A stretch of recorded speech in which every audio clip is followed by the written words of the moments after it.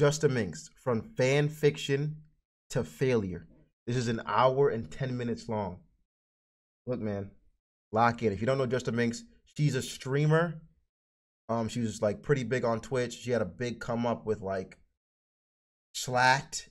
You used to see her a lot of Slash content, like that side of Twitch. And apparently there's been a large downward spiral. Let's see it. JustaMinx was one of the most successful streamers on Twitch. Just a few years later, half of her friends were canceled, and the other half don't want to talk to her. Life comes at you fast, I guess. The story begins in Ireland, where she grew up with her sisters. Becky attended an all-girls Catholic school and initially made friends. That changed in secondary school due to unspecified rumors. It's unclear what transpired, but they resulted in the worst years of her life. Shortly after, she was diagnosed with epilepsy. The ostracization led her to create her first YouTube channel in 2008. It's about what you'd expect for an 11-year-old, starting with a documentary about her tadpoles and horror movies set in Club Penguin. The channel appears to no longer exist, which is a shame as it showed her first taste of success. At some point, Becky posted a story she wrote about a picture of a sad dog, and it went viral, amassing over 800,000 views. 800,000 views. That's a lot for a 12-year-old. That's a lot, I period. knew from then that I was going to be an internet sensation. The success inspired her to join Wattpad a year later. She registered as Ms. Panda in 2009. If loneliness drove her to create, the same was true of fiction. Her work was initially inspired by various anime as well as Harry Potter, but that eventually subsided in favor of steamy romantic fantasies about maids. For example, Torn Between Alphas, parentheses, selling myself to the alpha. This actually brought massive readership, with one of her novels taking off in 2015. Today, nearly all of her books sit at 10 million views each. Her readers were surprisingly loyal, following her to sites like Facebook and Twitter. They even protected her from critics. Once, when I was under attack and being called out for being rude to fans by one hater, all my fans bundled together and made me a very nice poem in my Facebook group chat and cheered me up. The hobby, which used to energize her, grew exhausting due to depression. This is reflected on her account. I'm gonna start writing short. You know what? I've always wanted to write short stories. I just wanted to pause and make this about me for a second. But I always wanted to write short stories, guys. I'm serious. I'm not really very good, but I thought it would be cool just to, write some out. So, whatever site this is, you might see me on tomorrow talking about the love between the alpha and the alpha dog. Woo! And the wolf and, do it all be your first hater. Like, I just don't understand. I don't, Wattpad? It's Wattpad? Okay. With her last remaining novels unfinished. There was little time to write anyway between volunteering at schools. You see, Becca was in college pursuing a degree in special needs assisting. The idea of earning a living through the internet felt like a faraway dream, one she hadn't yet taken seriously. It may seem strange in retrospect, but she'd never even heard of live streaming. That only changed because of an Irish YouTuber named Cherry. Cherry made Call of Duty trolling videos, occasionally streaming on Twitch. It was while watching her videos that a notification appeared, a small blurb that changed her life forever. So one day I was watching a video and a little notification popped out like live on Twitch, and I'm like, what is this? She's live streaming, and I'm typing in chat. I'm like, whoa, this is cool. I'm actually, talking to the person I know. The two became friends, with Becky invited on stream. They played regularly, which encouraged her to start her own channel. Her first broadcast took place on July 23rd, 2016. It went well enough that she kept going live. Her content centered around horror games like Dead by Daylight and We Happy Few. Highlights were posted to her new account, called JustaMinx. With that said, her viewership simply wasn't there yet. Her parents pushed for a more stable career in childcare. I'm spending money on another degree and probably still won't get a job. Now they want me to pay thousands a year for college. I'd never go to class, and the price of it is just bullshit. I can't even guarantee a job after. That was while volunteering, babysitting, and working as a receptionist. I feel like, I just want to say this out loud, I feel like when people are always spewing their life story online, like every problem that goes on in their life, they want to tell Twitter about it or the internet, we should instantly kind of start being worried about those people. Right? Because it's like, if they're turning to the internet right away, do they not have anyone else to turn to? You know what I mean? It's like, I feel like the internet shouldn't be one of the places that you have to turn to. Like, at the end of the day, they don't care. We don't care. Like, you know what I'm saying? Like, if I'm just coming to you guys and talking about my problems all the time, it's like, you don't care at the end of the day. Like, you don't. And yeah, I think they need to be kind of like Like, hey, are you okay? Being able to stay at home instead of getting up at 7 every morning. Life was so easy. YouTubers are blessed. Her schedule grew infrequent and it stayed like that for a long time. Not much of this early content is preserved, but it's clear Overwatch became her game of choice. No! Overwatch! No! I downloaded Overwatch yesterday, guys. Then I deleted it. I've talked about what brought Rebecca to Twitch, but haven't explained what kept people around. Minx was unapologetic in being a crass loudmouth. It wasn't curated, stemming from deep insecurities. Her life was an open book, venting in a humorous and relatable way. She was very open about her struggles with seizures due to epilepsy. This resonated with viewers who sought authenticity. Whether chatting or playing games with them, she fostered a sense of community to an average of 10 to 30 viewers. They provided much needed company as her real-life friends drifted away. It's a combination of these factors that carried her through the downtime. For those first few years, she rarely, if ever, cracked higher than a couple hundred live. But their dedication was seen early on in sending the small-time streamer to TwitchCon. Minx expressed a desire to attend back in 2017, but wasn't able to afford the trip. She was so desperate she signed up for a sugar daddy site. That changed when her dream of visiting California came true a year later. They were gonna fire me anyway, so I kinda quit before they fired me. I'm babysitting, but I only get 70 a week, which is why I'm so grateful because you guys sent me to TwitchCon because I would have never afforded it. Her goal was met in a single day with help from another streamer, Toxic Support from SMP Live. Minx had a lot of inroads, who she hung out with at conventions. These memories led her to cherish the small platform she had. At the start of the year, Minx's Twitch hovered under 3,000 followers. Life was getting busier as she contemplated leaving the internet to pay off her debt with a full-time job. If things went a bit differently, she may have pursued her lifetime job as a special needs assistant, but her channel saw rapid growth, surpassing 5,000 followers that June. It went up by another 1,000 the next 4 days, followed by her first 100 subs. We have new merchandise, boys and girls. Yes, I know you're excited. It's here. It's a unique Y2K inspired design for all you watching video. Super sweat puffs. My new so cool top. You can get it. So we made. Yeah. Twitch subs, for reference, cost about $5 each. Minx was so ecstatic that she drunkenly booked TwitchCon London, but couldn't get off work to attend. It's been a month since TwitchCon, and I'm still so sad I didn't get to go and meet my friends. Her schedule remains sporadic as viewers prefer the lack of a defined schedule. By November, Minx surpassed 10,000 followers and 300 subs. The extra cash was used to upgrade her setup as she started to feel like a real streamer. Rebecca ended the year with 15,000 followers and well over 1,000 subs. This newfound popularity came from a few different sources. The first was a clip of her stumbling out of her chair that gained traction. But more important was another streamer who Minx thanked directly. I got to meet a lot of new friends and people this year thanks to you. If anyone is wondering how my Christmas day is going, I'm with all my extended family who don't know I stream, and my cousin just looked at me and goes, Raj Patel. Raj Patel got popular for hosting a variety of talk shows on Twitch. His flagship was the Raj Royale, where streamers fought in an elimination-style debate. Each round was decided by viewers who voted on which cast member to boot off. It was common for names like Pokimane and Hassan to appear, as well as celebrities like Lil Nas X. Minx debuted in early June, leaving a strong impression on viewers. Fans adored her sense of humor, especially after she kept sneaking back in. They begged to make her a staple part of the cast. Minx Please, Mia Malkova, I already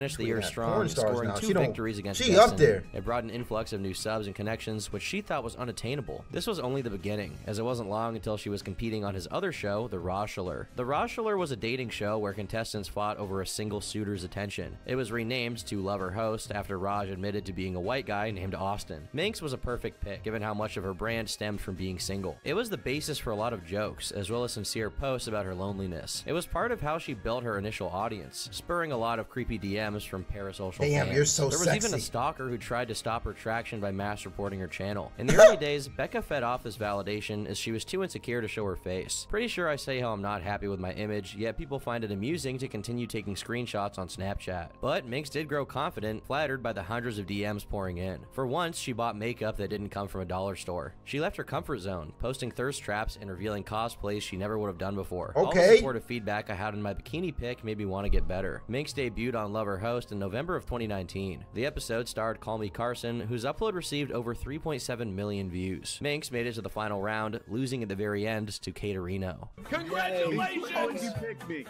Minx chose love. Did he really? Damn. I thought he was host. I really did. It was a standout performance that placed her at the center of a growing online space. Carson was at the height of his career, on track to reach 3 million subscribers. Viewers were so invested in his life that Caterino's subsequent infidelity became a scandal in itself. With that context, it's no wonder why Minx's channel exploded the way it did. Lover Host also featured many rising stars from the Dream SMP, a group of Minecraft creators taking over the internet led by the titular Dream. That January, Jay Schlatt was picked as the Rocheller's lucky suitor. Guys like giving into it, then that's fucked up, right? I remember, I saw this episode. I remember this one. This one is fucking hilarious. Minx competed among 10 different girls, surviving every round over the next 4 hours. They had a strong— Isn't Call Me Carson a dream kind of guy? Are you asking like if he plays? What do you mean dream? Like, it's, when you say that, you have to like you have to be specific. You have to be specific when you say some shit like that, nigga. You can't just say, isn't he a dream kind of guy? Like, what does that mean? Like he plays Minecraft, or like he plays Minecraft with kids? Like which one is it?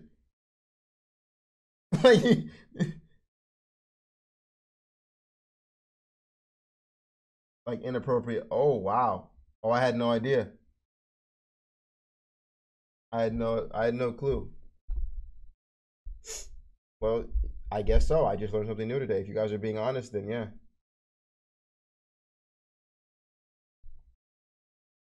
The fact that like a dream kind of guy is a freaking phrase is wild, you know? Like to have that over your name is just crazy. Isn't he a dream kind of guy?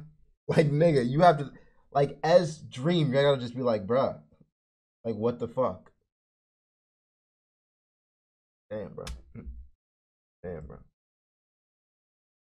Strong comedic dynamic, which led to a lot of funny moments, like when she brought out a drawing she made using crayons. Minx, I'm not going to lie to you. Some of your expressions throughout the show and some of the ways that you've acted towards me during even Fitz's show, honestly, it's kind of disgusted me. And so if I am to pick you, I would we would be having none of those expressions anymore. So are you saying my drawing is bad? I'm not saying the drawing. This has nothing to do with the drawing. It's just I think some of your mannerisms, you know, they might be just a little bit vulgar, you know. So you're saying my drawing is good? I mean, Minx, even the thing where your drawing bends over and starts what I can only assume is sucking my dick. What the? It's just so suggestive, and I mean, last week you were talking about I was pumping up the go-kart's tire, shooting down throats. We're fucking go-karting. Their dynamic brought her to the very end, with Schlatt hesitating for 5 minutes. After a long back and forth and switching between answers, he made his final decision. Minx, congratulations! You couldn't believe it. You couldn't believe it. Now, there's a part of the show I still have to explain. The finalists are given the choice between going on a date or getting hosted. This means the suitor could face humiliation if he picks the wrong person. You can probably guess where this is going. Minx chose host. Damn. No. Damn. Minx! What? Damn! Lost, he left the show with a new collaborator, though her future as a streamer wasn't certain. At the time, it wasn't clear if that growth was stable. Her application for a Twitch partnership got denied. Her parents continued to urge her toward a Bobby, appreciate you for the dollar, dog. Much love. Different path. Minx lost interest in her degree, following in the footsteps of her father. She was about to get sent to training for 2 years to become a prison officer. That March, Minx visited America as a last hurrah. Her flight landed in Seattle, which is when she learned about the pandemic for the first time. I thought it was a zombie apocalypse. I was in my head. I was like, what's happening here? I don't like to look at the news. The news makes me upset. So I honestly wasn't fully aware of COVID at the time. The next day, President Trump announced a 30-day ban on most travel from Europe. It would be my luck that the day after I arrive in America, Trump puts the 30-day ban down. Every flight she tried to book got delayed for 3 months. Minx was stranded with nothing to do but stream. It was a blessing in disguise, as this ultimately allowed her career to take off. Minx continued to appear on Lover House with guests like Swagger Souls and Saikuno. It was only a matter of time before she got an episode of her own. That lineup included John Zerka, Bob7, Crazy Slick, Too Mad, and Wilbur Soot. Who would Minx be bad for? Normally it's who would be bad for Minx, but who would Minx be bad for? Why would you why is this the first time you've asked it? Of all the girls you've had on, why me? Well, I don't know. Just convenient, I suppose. Go ahead, Wilbur. I think Too Mad. Too Mad wound up winning, which they celebrated together on stream. Congratulations, Minx. You get a host now. You get a host. And you get to, you know, this is the love of your life, I guess. So... Wait, do we have to go on a date now? You don't, if you want on your stream, yeah, sure. Look, I know it was all memes on the show and everything, but you look nice. You look great. You know what I mean? Many of the people she met through Austin stuck around. Schlatt often called her to hang out on her stream or chastise her over the phone. These clips got upwards of 1.5 million views as parasocial fans wondered if they were an item. Minx also befriended his associate Wilbur Soot. They played board games together, which turned into main channel videos. Both videos have 2.9 and 4.3 million views respectively. The strangest was a conversation between Wilbur and Schlatt on her stream. It was an off-the-cuff ASMR-like discussion about Hot Pockets. The clip went viral, with his upload promoting her directly. She also formed a podcast with Austin show guests Casey Tron and QT Cinderella called E-Girl Rejects. By June, her YouTube channel had reached 50,000 subscribers. Her Twitch sat at over 130,000 followers. Then I went... Averaging 1,500 a freaking live stream. That's wow. From like 200 viewers to 1,000 viewers to 2,000 viewers. This was supposed to be my last hurrah, and I was like, okay, it still is. Let's go. Stable. This is just like one of those things. This is my peak. We're gonna drop off, and then it didn't drop off. The up-and-comer made a name for herself as Twitch's loudmouth sweetheart. Her outright screeching forced most clips to have volume warnings. I bathe you in the name of the Father and the Holy Spirit. Please cast this demon out. Please cast the demon out of this child. They caught lapses in judgment. Like one of her most famous, Minx stabs her White Claw with a butterfly knife. I remember spread across subreddits like Instant Regret before ending up in popular fail compilations. Her alcoholism is probably unsurprising given she's from Ireland. There was always a level of concern given her frequent drunk posting. For now though, it was mostly comical as she fumbled around like a slapstick character. As her departure from America approached, Minx rented out a haunted cabin in the woods. It made for a unique set, with figures hiding in the background and even a staged possession. There was no one in the f***ing window! I know you're tricking me, chat! I know!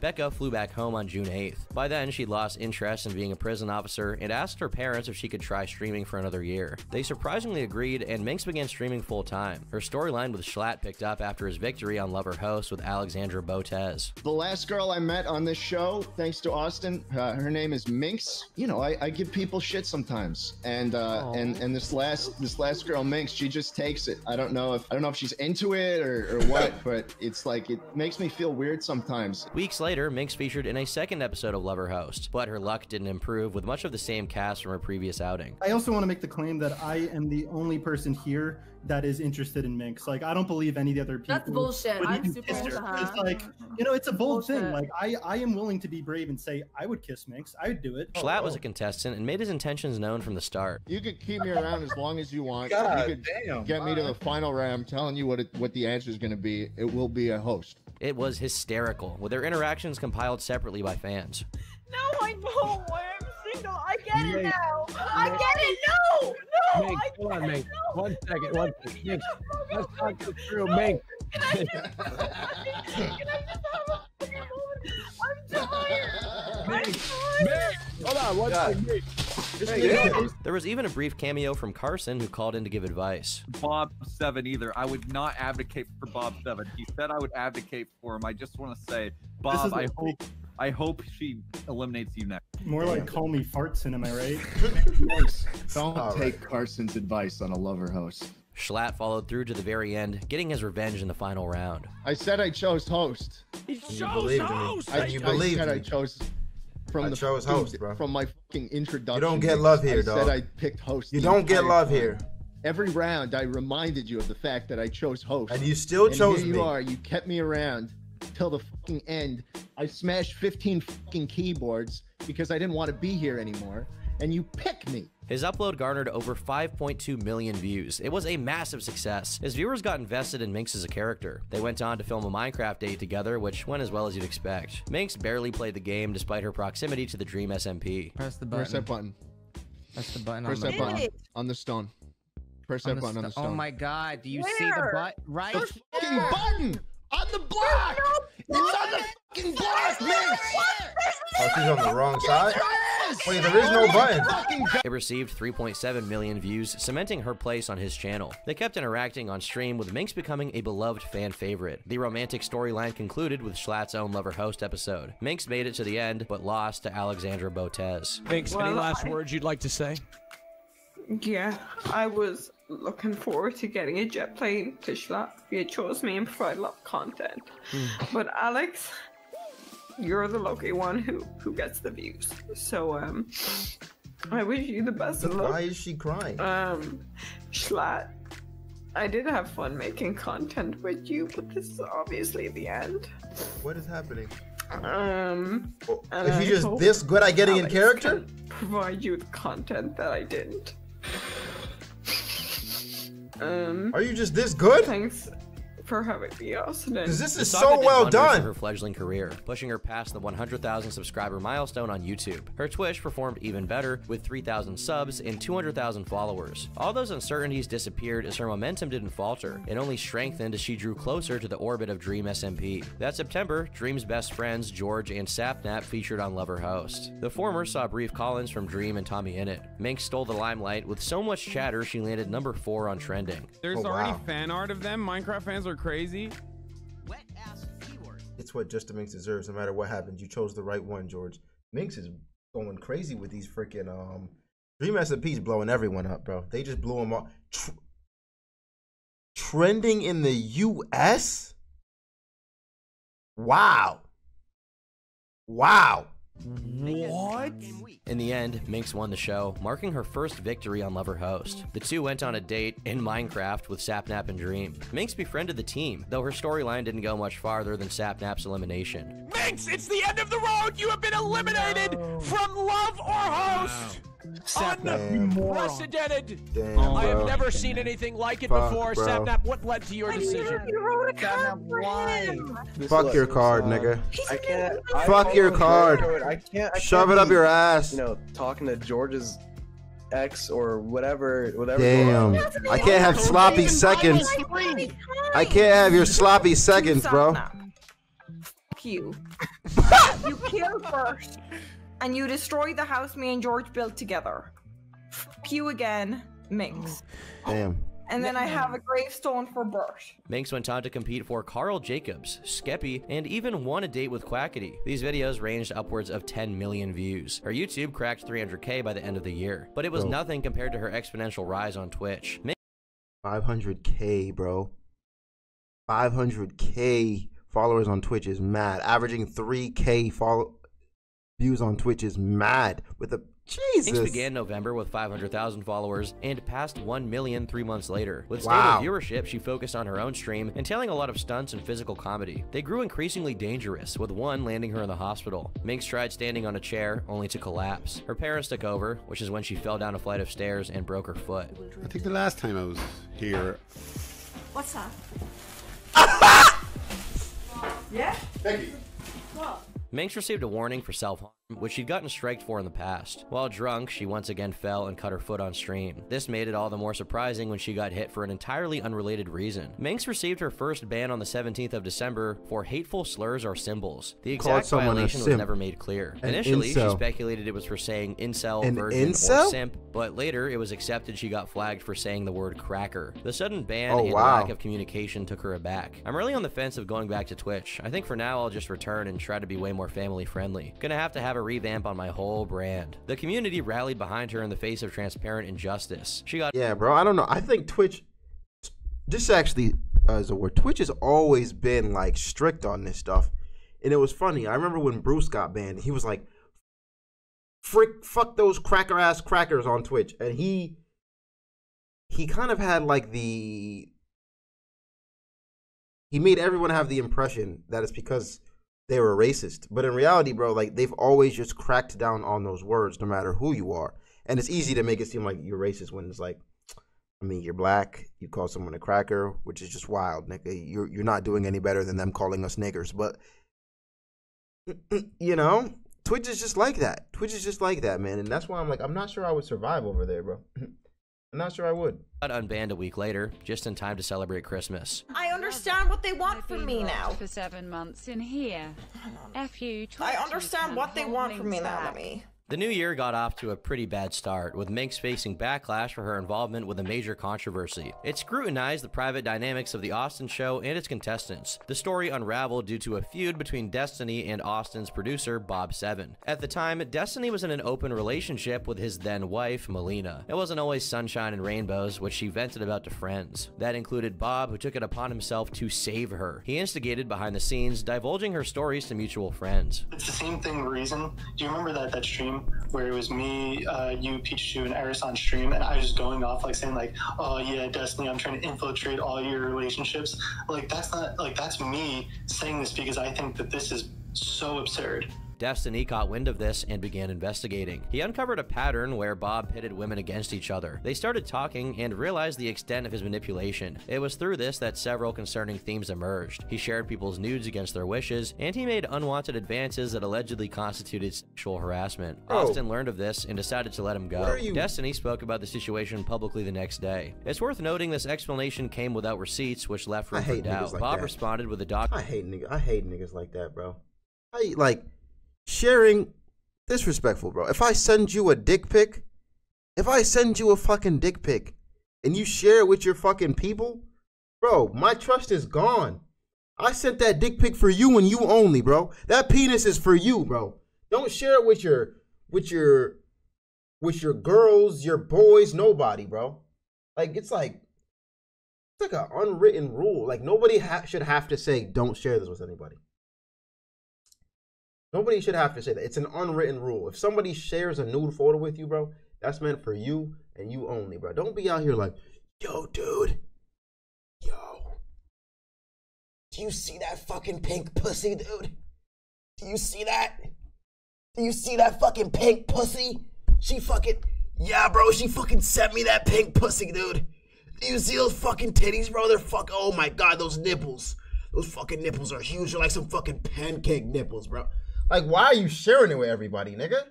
Like, that's why nobody wants to fuck with you. Because it's like, you can't keep your mouth shut.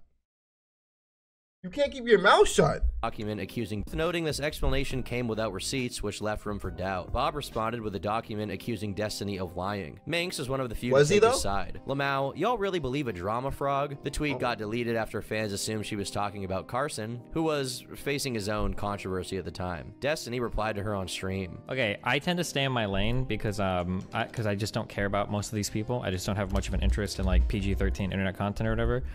If Minx wants to like call me a drama frog and like call my credibility into question, like I will destroy Bob's personal life so hard that he will have literally nothing left. She should probably shut the fuck up and go back to like appealing to the fucking teenagers on the new Austin shows. Minx fired back by calling him out for saying slurs. Big words from a white man who says the N-word. The back and forth culminated in the Bob him out for saying slurs. You should probably shut the fuck up and go back to appealing to teenagers. Big words from exactly, nigga. You appealing to fucking teenagers. Like that's all little kids. Not even. No, teenagers don't want to hear you say hard R. That's 12-year-olds. Please say nigger, bro. Like, what are you talking about right now? Words from a white man who says the N-word. Tell him, Minx. Shut the fuck up. Bob 7 manifesto, which ultimately destroyed Bob's career. It substantiated Destiny's side with an abundance of screenshots and recordings. He ridiculed Bob's friends, calling Minx lost and confused. I have gone back and I've timestamped, checked the group and everything.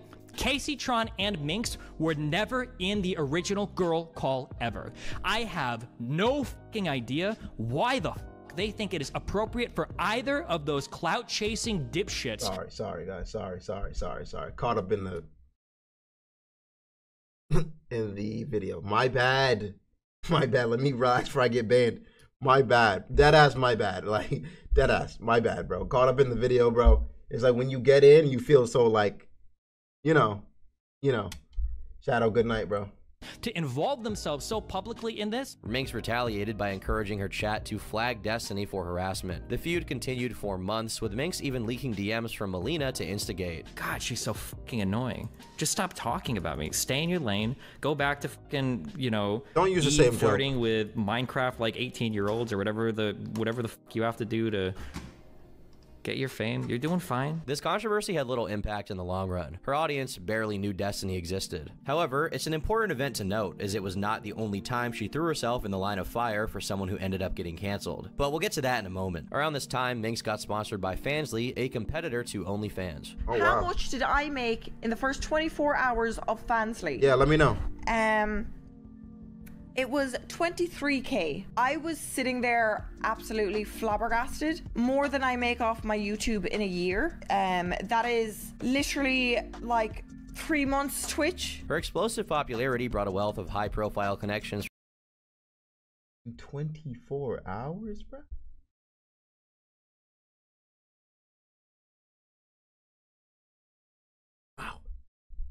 Wow. At that point, you're thinking, like, that's when you have to have a nice conversation with yourself. You're like, do I do it? Do I just, like, I got 23k in 24 hours. Do I swing my dick around one more time for these niggas, bro? Do I put whipped cream on the tip? Just one pick. I could just honestly blur out my face and this will never, like, they'll never know. They'll never think it's me, bro. They'll just be like, whose dick is that? You know? That's when you're like, maybe if I don't want to show my face, I'll just bend over. I'll put a strawberry between my ass cheeks. Bow. That's 50k right there next 48 hours. You feel me?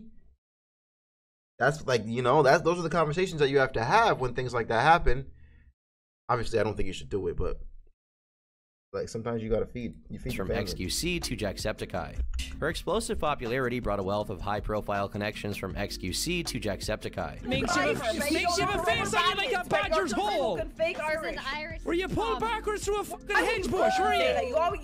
You literally took it to a badger's hole, a badger's hole. Not even my mother would say that to my father, and then you have the audacity to say that to me. And Minx also grew close with the newly formed One True King. OTK was a streaming org founded by Asmongold, Rich Campbell, Tips Out, Esfond, and Mizkif. They intended to build a network of friends using lifestyle content. They set up shop in Austin, Texas, as streamers moved south to not get left behind. That included Schlatt, who was hired to handle their YouTube channel. OTK quickly expanded their cast and declared themselves the largest in the world. Schlatt, who do I remind you of? I look like Minx. What the fuck's going on? These fucking chocolates are all dog shit. That's good, but just be louder and sound more like a dying vulture. Minx competed on their show Schooled and took part in many of their events. All right, is Minx gonna win the turkey and get stuffed tonight? Let's find out. 11:30 is currently the bid. Huh? Let's find if it goes up What? to $2,000. What? Do we hear anything over 11:30 right now? Gobble gobble on Asmon's. Right now, 11:30 right now. Do we hear 11:50? This is pretty much it. But there was only so much she could do living all the way in Ireland. It was around this time she got graced with a new opportunity. Team Envy began as a professional Call of Duty clan back in 2007. Man, I want to join an org. Guys, that is my goal, bro. I just want to fulfill that childhood dream, bro. I've been seeing him, and FaZe is hiring. They just brought in people, and I'm like, obviously I'm not there yet. I don't have the juice like that, bro. I'm gonna just keep it a buck. I don't have the juice like that yet, especially in the streaming style. But I want to join an org, bro. OTK put out a tweet the other day. OTK put out a tweet. They said, what did they say? Listen up, chat. OTK put out a tweet, said, send one message on why you should join our org. You know what I said? I said, diversity. I thought it was great. Then I was like, damn, they already had this nigga Bruce. They probably thinking all niggas are controversial or it just causing drama. I should have said something else, bro. Why did I say diversity? No one cares about diversity in this world anymore, nigga. Why did I say diversity, bro? I'm trying to find the tweet, man.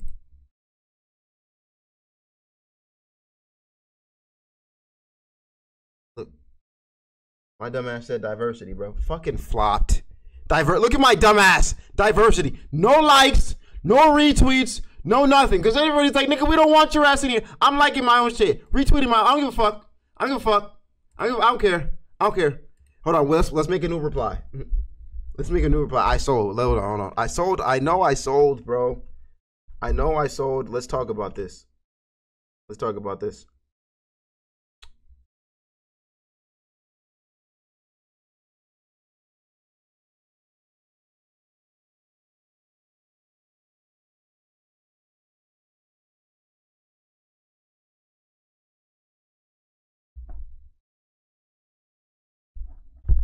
I'm a pro gamer, right? I'm a pro reactor. Yeah. Yeah. That's a good one. I'm a pro reactor. Like that again. Like that again. Repost. Yeah. Yeah. I'm getting in there. We need to get in some kind of I don't care if it's a COD organization, bro. I don't care if it's a COD org, bro. I just want to join one organization, bro, because I think it would just be cool. You could learn a lot, man. And yeah, man. And yeah. Yeah, man, please. So everybody go on Twitter and vouch for me. Just go on Twitter right now. I need you on Twitter right freaking now vouching for me, bro. If you don't have a Twitter, well, create an account. It's free, nigga. Go on there and vouch, bro. Thanks. Gradually fielded rosters in other games and as a professional Call of Duty clan. It was around this time she got great. That's pretty much it. But there was only so much she could do living all the way in Ireland. It was around this time she got graced with a new opportunity. Team Envy began as a professional Call of Duty clan back in 2007. They gradually fielded rosters in other games including League, Fortnite, and Overwatch. With this new wave of streamers, Envy broadened to personality-driven content. The effort launched in late 2020 with Alexandra and Andrea Botez as their inaugural talent. Minx was brought on that May, which she explained would allow her to move to Texas next year. One of her first videos with Envy had her rank members of the Dream SMP. Because I feel like it's going. Oh my God! Are you? Turn off the camera. Turn off the camera. Like even when he's not here. Oh, does he make you squirm? Does he make you squirm? Does he make you squirm? You love him. Minx was in proximity to two. You love him. You love him, huh? Loves him, Jay. Love him.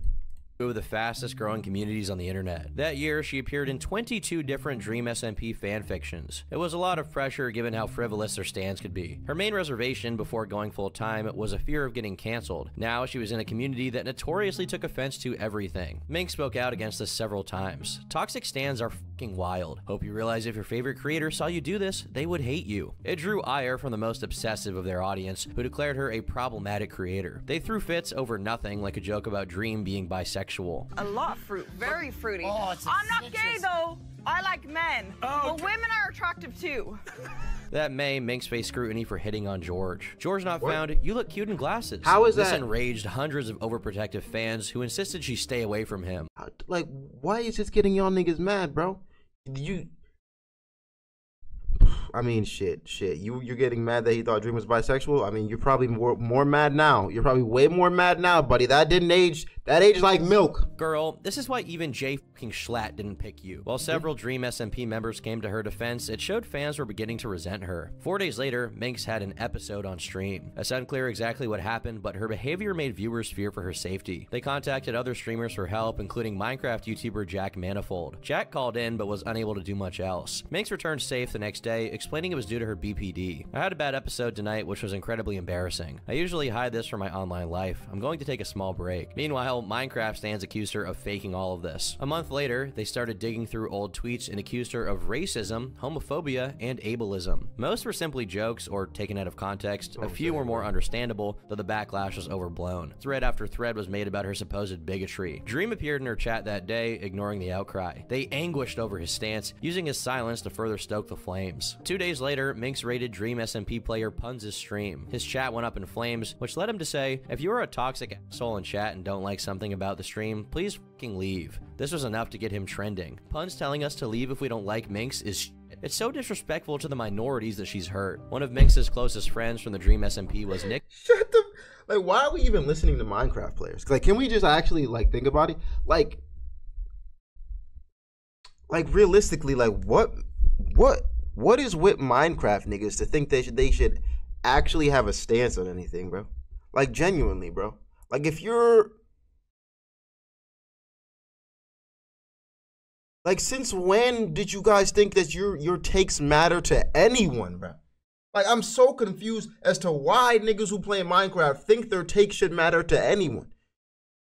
You bottom of the barrel, shut up! Nikki, also known as Nia Chu. Nikki became a recurring guest on her new series, The Drunk Cast. It was shot in person for the first time that June, with the two kissing on stream. This sparked outrage among the very stands that called her homophobic. Thankfully, despite their best efforts, it didn't affect her career. In July, Minx met up with a ton of online friends, including Tommy, Nikki, and Jack Manifold. There were rumors she saw Wilbur and George, but its veracity is unclear. This didn't stop fans from getting upset it was even possible. Minx got sick from COVID 4 days later, which Minecraft stands celebrated. Minx feigned a breakdown with fake tears and bottles of vodka filled with water. I don't care. Like, I don't care. I think the reason they're so jealous is because I'm a fat ass, you know? And it's like, yeah.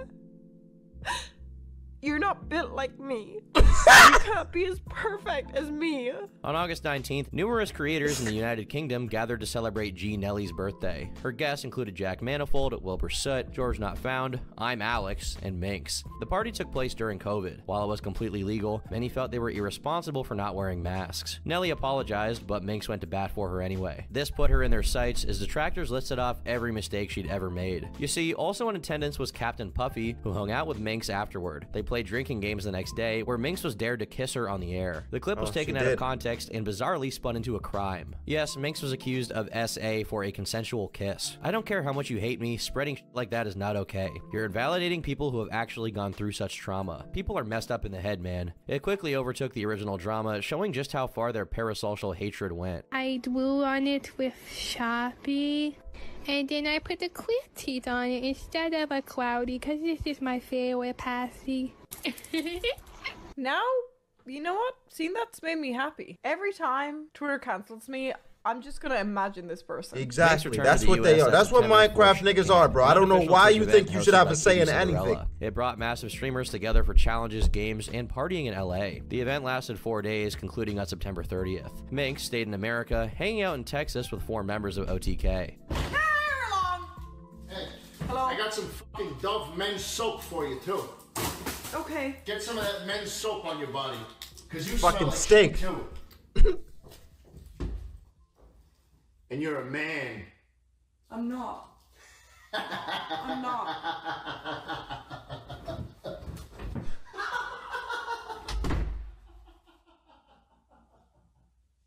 On November 21st, Minx joined OTK for their Friendsgiving event. During one of the games, Minx was offered alcohol by a different Melina. This made Esfand freak out as Minx couldn't drink due to her medication. Aslan, I think you have beautiful hair. I know. Minx, this is an OTK thing. You want more alcohol, Turkey? No, she can't. Please. No, she can't. Are you her fucking dad? She's at my house. She didn't sign a liability waiver. You're fine. I didn't sign a liability waiver. No, Minx, really, she's taking medicine that she really can't drink. She didn't take them in 3 days. No, trust me. No, you can't. She's anti-meds. Oh, no. This is never. These things don't turn out good sometimes, bro. These things don't. Please don't. Please don't. Please don't. Don't do it, bro. Don't do it. It's just, trust, just play. Just do the right thing, bro. Stop. She actually can't. What's wrong with you? Stop. This clip reached r/livestream fails, where viewers criticized Melina for not understanding the severity. Yeah, like, how do you not get that? Alcohol and opioids. Minx replied hours later by clarifying she wasn't actually on painkillers. LSF is wild. Me taking Oxy has been a bit for the past 2 days. I literally told my chat I got off them because my mom said they're addictive. While she claimed it was obvious, Esfand disagreed. Minx ended up apologizing, admitting it was in poor taste. I will, on my behalf, before we get into Halo, I will genuinely apologize if, like, I did upset anyone, because I know people said, like, the main thing that upset people, a lot of people die in America from mixing that type of stuff. As an alcoholic, I know my limits with meds and shit. I wasn't on meds, but I'm sorry for anyone that did get scared or was concerned. They reconciled afterward, joking about it being a publicity stunt for OTK. I just want to give a big shout out to OTK, who's going to be paying for me and Minx's spa day tomorrow. Because we pulled off this PR thing very, very well. OTK expanded her reach exponentially, hitting 1.8 million followers on Twitch. Her YouTube reached 700,000 subscribers. Their final collab of the year was a video of Minx ranking her matches from Lover Host. Schlatt returned to streaming soon after, inviting her to his Extreme Jenga stream. The video received 5.3 million views, with a standout of Minx eating cat food. On January 19th, 2022, Team Envy launched their content house. It wasn't in Texas, but the Hollywood Hills, boasting 4 floors drawers, and a life-size backyard chessboard. Minx was moving in with code Miko and the Botez sisters. Envy celebrated with a surprise housewarming party the girls weren't made aware of beforehand. 7 a.m.? Why? Wait, what? What? Wait, what? With a surprise housewarming party the girls weren't made aware of beforehand. 7 a.m.? Damn. Why? Fuck that. Wait, what? You gonna stream that early? A strange start, to say the least. Miko used their toilet bidet as a drinking fountain. Minx searched through 2 days old trash for food. At one point, Minx invited adult actress Mia Malkova. They got trapped in the elevator after Miko shut it down as a prank. It took over an hour for them to get out, so Minx threw a hot tub party with a bunch. I think the water's clean, but it just don't feel right drinking anything near a toilet, right? Like, I think from the bidet, I think you're fine, realistically, but it just doesn't feel right drinking anything near a toilet, bro. Like, just like anywhere near. I don't care. Because I think a bidet is technically like you're drinking out the sink. But still. Like, still, bro. I don't want that shit near me. I don't want it near me at all, boss. Bunch of strippers. This inspired Jake Lucky to call out the site's inconsistent policies. Minx replied by calling him sexist and a verified twat. A week later, Minx received her second 7-day ban. She was flagged once again for the derogatory twat slur is a cracker. It proved even more frustrating as Twitch prohibits banned individuals from appearing on stream. If she wasn't careful, she could get her housemates in trouble. To make matters worse, Minx was informed her next would be permanent. She vowed to change her style of comedy. So I need to change myself, first of all. I'm going to be trying to... Here I am on the line right now. I'm going to try to walk before the line. What that means for me as a content creator kind of freaks me out because I feel like my whole thing is, what the hell, shock value. The streamer returned on February 14th with a sketch mocking Twitch and faking her arrest. It was just in time because any longer would have jeopardized her gig. Austin signed with G4 to host their online game show, Know Your Price. He was to present the show with co-hosts Will Neff and JustaMinx. Minx's ban barred her from the first episode. She went on to appear in 10 of the 12 episodes in season 1. She performed a variety of physical stunts, like drinking lube, acting out fights, and falling over, of course. But it almost came to a halt halfway through. Her entire trajectory was threatened on March 24th due to problems with her visa. For a bunch of annoying and different reasons, I'll be leaving back to Ireland next week. The next day, iDubbbz announced Creator Clash, an influencer boxing event for charity. Among the lineup was Minx, who was set to face off against TikToker Yodeling Haley. If nothing changed, she'd be forced to drop out, losing Creator Clash, Name Your Price, and Envy. It was ultimately resolved on April 3rd, with Minx finding a compromise that allowed her to stay, but prevented her from seeing family for months. In the meantime, she began training on stream. Creator Clash took place on May 14th at the Youngling Center in Florida. Minx and Haley were the 5th bout of the night. Minx sported a menacing sharp-teeth mouthguard. She grinned through the entire fight, even while getting punched. They started pretty evenly, but Minx took over in round 2, flaunting the strength of her right hook. She sealed her victory in the 4th round with a TKO. She's rocking me. Oh, she's... She knew she was gonna win. The way she came in there, she knew it was a W. She's like, boy. She's like, boy. 2, flaunting the strength of her right hook. She sealed her victory in the 4th round with a TKO. It's over! It's stopped it! Wow! Stopped it! A Minx! Wow! With the victory! Wow! This crowd is going, wow! She Woo! fighting spirit to work. Bro, you look a mess. She fucked your shit up. The comments are full of people discussing how monstrous she appears in the ring. It was a well-earned victory, with her parents reacting accordingly.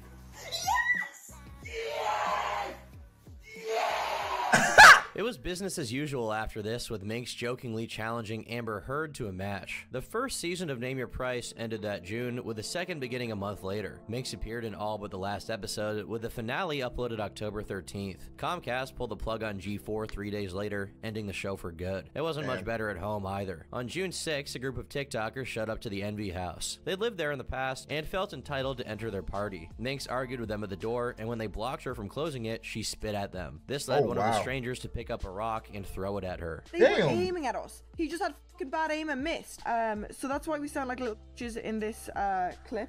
That's why our voices are shaky and we're freaking out. Bobby Duo, what the?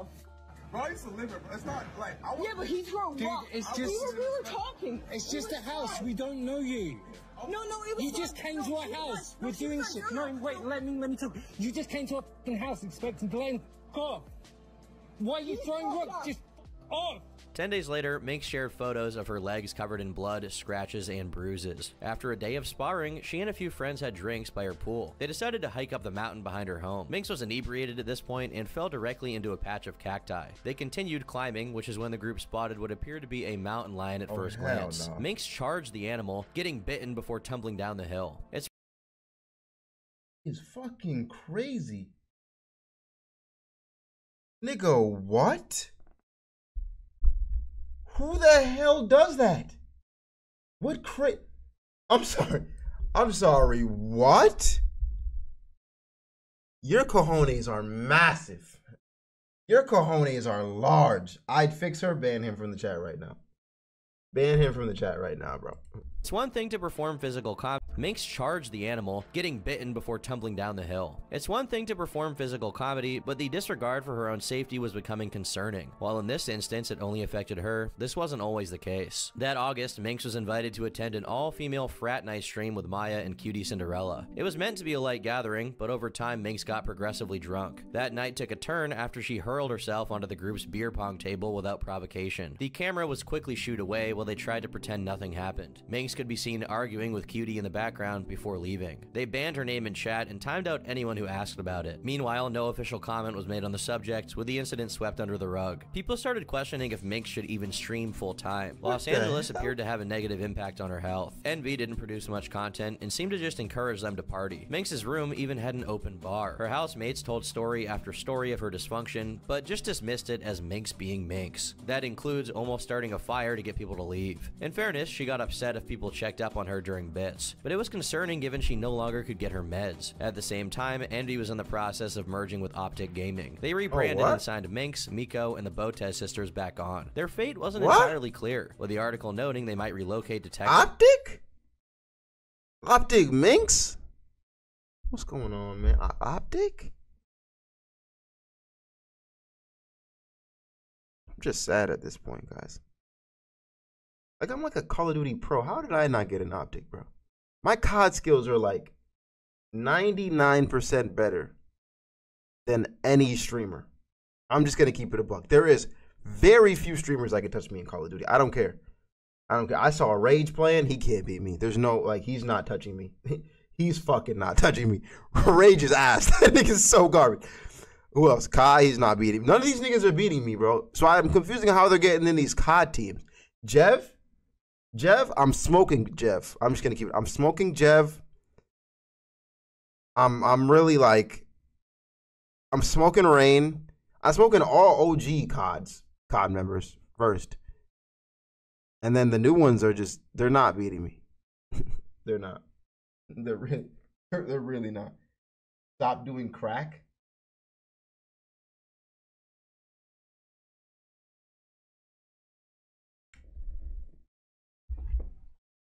Stop doing crack?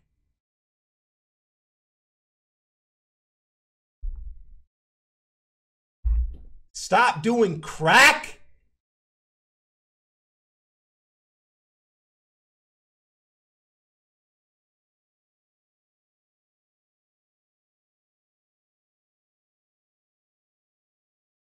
Do I look like a fucking homeless man to you, nigga? I only do fucking cocaine. Crazy.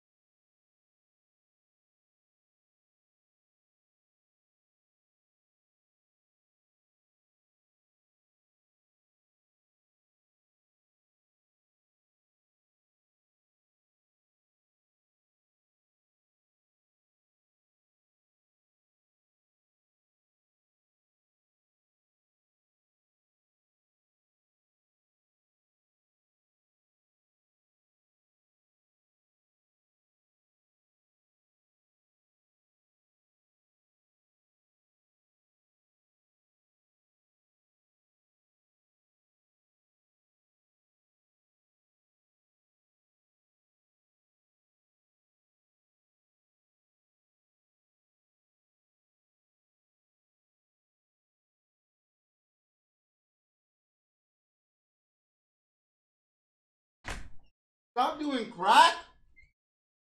Crack. Crack?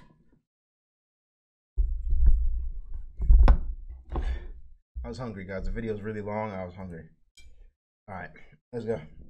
So Minx just recently jumped on a table in LA and they don't like her anymore. They banned her from the chat, banned her from the group.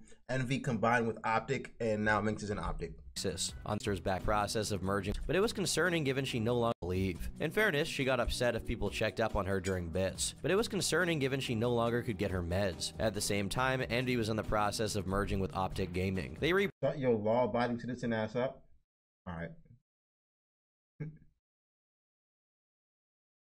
First of all, I keep shooters on me, bro. I keep motherfucking shooters on me, nigga. I keep shooters on me. Pew, pew.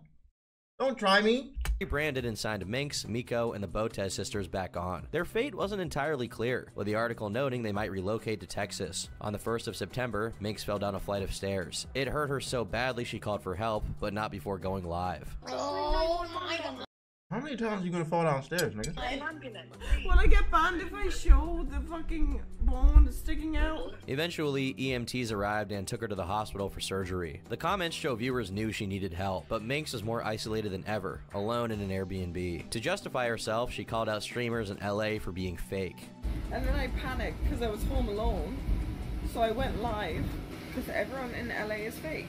If I'd called them, they would have been like, oh, another Minx bit. It was only going to get lonelier as the days passed on. Several controversies loomed on the horizon that threatened to tear the scene apart. The first centered around gambling content, which had exploded in popularity. This was largely thanks to streamers like XQC and Trainwrecks, who took very lucrative sponsors. Trainwrecks claimed to be making in excess of $1 million per month at this time. This drew backlash from other streamers who felt it was harmful to viewers. Many of them had received similar offers and turned them down. Within a year, slots became one of the site's most popular categories. It wasn't long until they were confronted with the realities of this addiction. Slicker was well known behind the scenes as one of Raj's first contestants. He was fairly popular with 400,000 followers. What no one realized is that he got addicted to sports betting, using all of his money to play. When he ran out, he started borrowing from viewers and creators alike to cover his losses. He got sympathy through made-up sob stories, scamming even children and people with cancer. It wouldn't be known publicly. Don't gamble. Never that deep, bro. Scamming a cancer patient is crazy, my nigga. Fucking crazy, nigga. Imagine, imagine you do a Make-A-Wish and you're like, yeah, you only got a few days left, so you wanna give me some of your money so I can use it in my fucking casino? You feel me? Like, until people started connecting the dots, with several coming forward on September 17th. Slicker was accused of scamming 55 different people to the tune of $384,000. One of those victims was Minx, who was furious she lost 10 grand to someone she considered a friend. Asshole! Fake bitch! She tried to confront Slicker, only for him to threaten his own life. I did speak to him, and then he started crying and saying that he was going to commit suicide. The next day, Slicker was confronted on stream by Mizkif, Hassan, XQC, and Pokimane. Minx apparently begged to get on before embarrassing herself. Those who saw it firsthand recall a fixation on her viewer count and an awkward request for a kiss from Poki. Following her removal, she denounced the group for giving him a platform. I hate them, and it might just be because I'm manic, but I also think that I'm not completely wrong. Miz, going downhill right now at this point. And now Pokey are fake bitches. It's worth clarifying Minx doesn't just have BPD, but bipolar disorder as well. The situation triggered some sort of manic episode. It was so apparent the entire comment section told her to seek help. This unfortunately didn't happen. Slicker was used to indict gambling as a whole, as streamers threatened to boycott if it wasn't banned. Train noticed this and claimed they were twisting the story to attack him. Miz replied by calling him a scammer, which led Train to fire back by alleging Miz and Maya blackmailed victims of SA to protect their friend. We're going to deplatform people for scamming others. Shouldn't we have banned you for joke coin a few years back? Are you going to send Maya and Mitch to railroad and blackmail me like you did those girls to cover up all those sexual assaults? You fucking scumbag piece of shit. You want to come at me and make shit up? You better be sure you don't live in a glass house, you insecure bumbleclot. The conversation. And then SQC stupid ass. Oh, snap. by alleging Miz and Maya blackmailed victims of SA to protect their friends. The conversation shifted immediately as people investigated the supposed cover-up. While there were allegedly multiple cases, we're so far only aware of one, Crazy Slick. No, this isn't Slicker from before, this is a different guy. It's a little confusing. Crazy Slick had actually been called out a year prior by Adriana Lee. Her story then resurfaced, describing his behavior towards her at a party. Adriana was supposedly blackout drunk and relied on other witnesses. Allegedly, Slick followed her around and tried to kiss her before succeeding. When she passed out, he wouldn't leave her alone, touching her neck and chest several times. The accusations were swept under the rug, as Ms. Kiff seemed to downplay the severity. Of what you can deem of it, it's sexual harassment, whatever. At a low scale, it's not really a big deal. Not really I don't think people really gave a shit and really cared. Slick was his best friend, a fact made clear in leaked recordings. I want you to listen to the scenario. I woke up. I remember the whole day. This was one of the scariest days of my lives. My best friend in the whole world, Slick, is getting accused of, people are saying he's about to get canceled. I run in his room. Maya's crying. I'm freaking the fuck out. I'm hyperventilating. Mitch is there. We're all trying to figure out what the fuck we can do for my best friend, right? I care about Slick. See, this is where shit is wrong. Nigga, there's a point where it's just not okay, bro.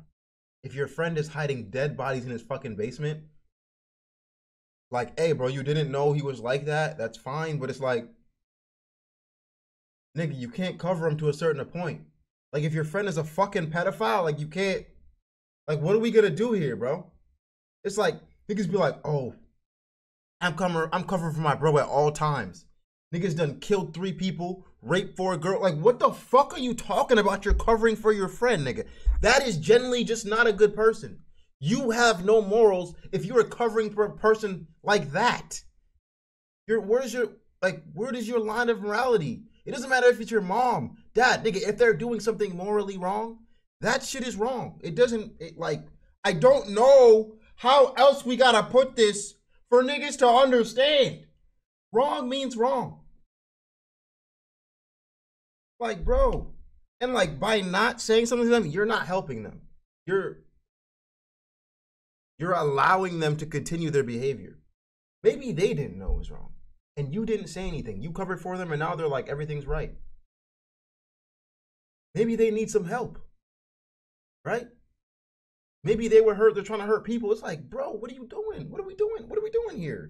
I can do. I love the guy. Adriana hadn't written the twit longer herself, getting help from Miz's then girlfriend, Maya Higa. Maya met up with her in person and asked questions some interpreted as malicious. Basically saying, are you sure this is what Slick did to you? You were pretty drunk. You wouldn't remember it. Are you sure? That doesn't sound something like Slick would do. We know Slick. And then she was like, if you tweet longer, Crazy Slick, this won't be good for your streaming career. The public wondered if this could be an intentional cover-up. Adriana claimed to have been blacklisted afterward. They stopped inviting her to parties, had friends disassociate, and stunted her career. All the while, Slick escaped relatively unscathed. Adriana went on to show stories from other women. He was creeping on streamers, making unwanted advances, and kissed me, by the way. I don't remember much of last night, but I remember we talked. We all bragged about making Caterino. I made one of the biggest girl streamers on Twitch. I got you. I made Caterino never forget that. Yeah, this nigga. This is what I'm talking about. You don't call out your friend, they continue to do bullshit. Like, there's no other way to put this, bro. There were even claims he used Mizgift's account to approach women. The public sided overwhelmingly against him. Slick denied the accusations, calling them unfair. He reiterated he was simply checking on her before comparing himself to Johnny Depp. Needless to say, it wasn't well received. No, you didn't, you lying fucking piece of shit. You never got accused of rape. This is unfair. I'll be getting a lawyer as soon as possible. Learn from the Johnny Depp situation and think first. Last time I fucking checked is you still all have all 10 fingers, Slick. The fuck are you doing sitting around talking about Johnny Depp? You have the fucking audacity to go in and use his example to cover up for your slimy fucking bullshit. Thank you. I don't give a whether That's why I fuck with Asmongold, bro. Creepy fucking let me in OTK. Uses your friends to go and act as a gatekeeper to keep people out so you can allow yourself to be fucking abusive. I fucking hate you. I hope you die. Oh Slick God. was kicked out. Let it. Asmongold, the fucking goat, nigga. Goat. Fuck that nigga. Right in his ass. I hope he goes to jail. Oh my God. Hope he gets some big black 12-inch cock in his asshole and it's bloody. Cause fuck that nigga! Miz apologizing and admitting it was SA. He was put on leave. OTK conducted a third-party investigation into the alleged cover-up, finding him not guilty. Whatever you believe of their culpability, no one really defended Slick past a certain point. No one, except for Minx. She did not fly. She doesn't have screenshots. No. W Glaze, BJ. W Glaze. I don't care. W Glaze. He did not, did he? Minx vouched for his character. Like I said, this is why you ain't getting invited.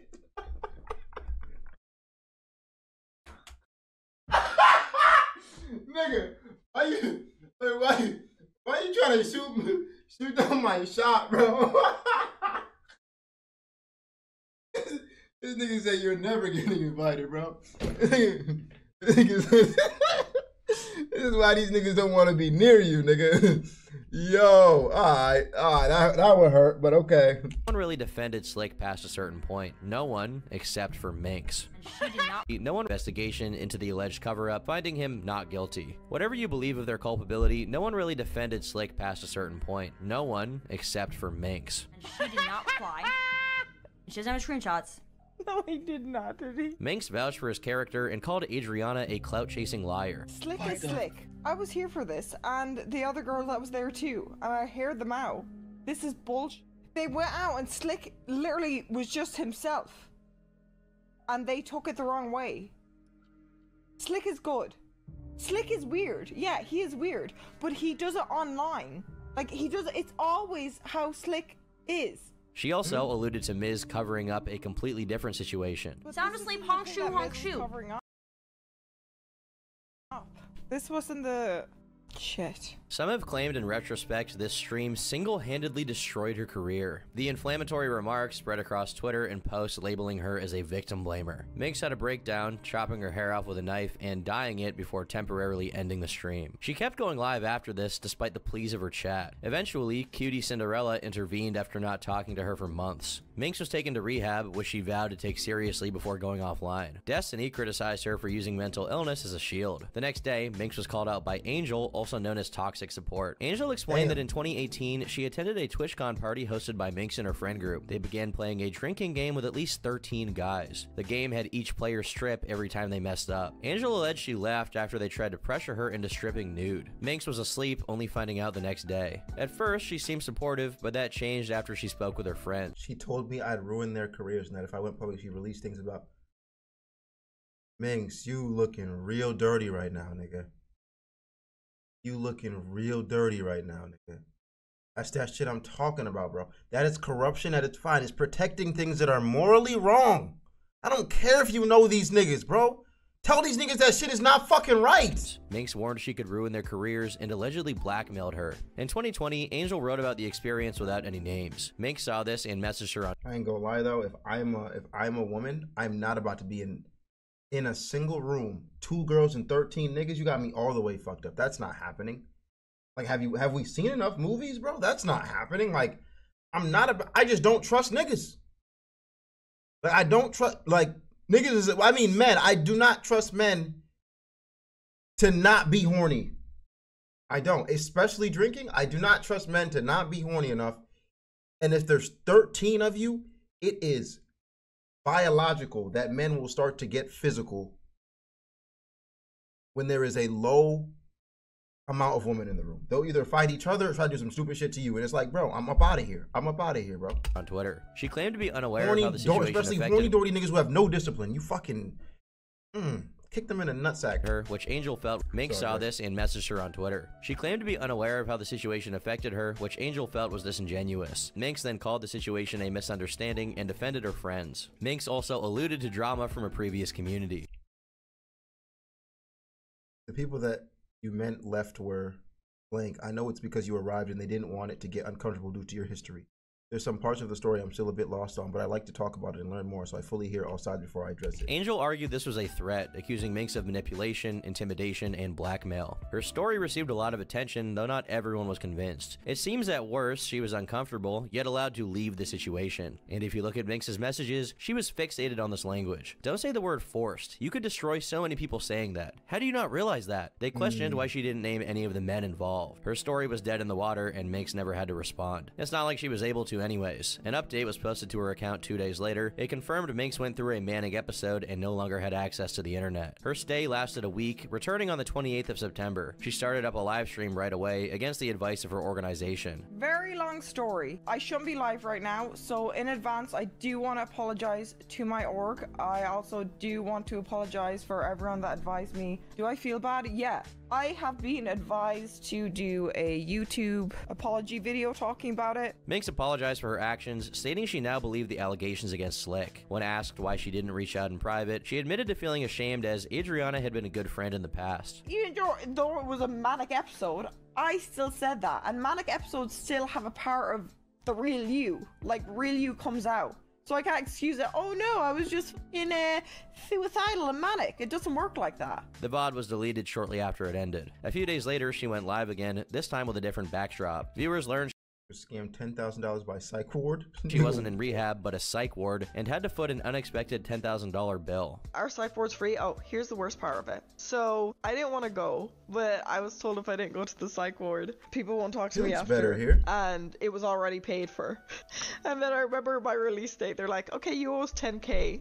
And I was like, okay. Now, Minx was trying to find a place to live and moving between Airbnbs. The process started before her breakdown. She left the Optic house for some peace and quiet. They picked her up from the facility and were understandably beset by her decisions. After her return stream, they decided to part ways. They gave her 24 hours to move out all of her stuff. The separation wasn't announced publicly due to company policy. Minx continued arguing with them in private, as seen in a leaked chat from October 6. She claimed Optic botched her visa and it had to be redone. I was getting me visa redone because, like I said, I got fired from Girl, I'm having a great day. Hope you're doing well. Was null and void, cancelled. There seemed to be no end in sight for her string of bad luck. Minx woke up on her 26th birthday, burglarized. The perpetrators smashed through her windows, stealing several items including her laptop and microphone. They also let her cats outside who are now missing. The owner's surveillance captured 2 identifiable men breaking in. Even worse, they'd been secretly living under the house. Minx searched the crawl space and found a den littered with drugs, alcohol, and some kind of transaction history. Only one of her cats was found, which led her to sleep underneath the house in an effort to find him. The paranoia drove her mad, as she came to distrust the owners of the Airbnb. They caught her sobbing outside and instructed her to stay away. Minx refused and started camping inside. The sheer amount of crawling led her to get stitches on her arms. It may not have been irrational. The intruders weren't just thieves, but seasoned criminals. After the break-in, they apparently burnt down a bookstore and left racist flyers with her address around town. Minx alleged they harassed and even stalked those close to her. It's difficult to discern the truth of it all, but the inability to feel follow my cat sitter home and recorded outside his house today. I don't know what to do. I know people are calling me dumb for not leaving, but I literally cannot.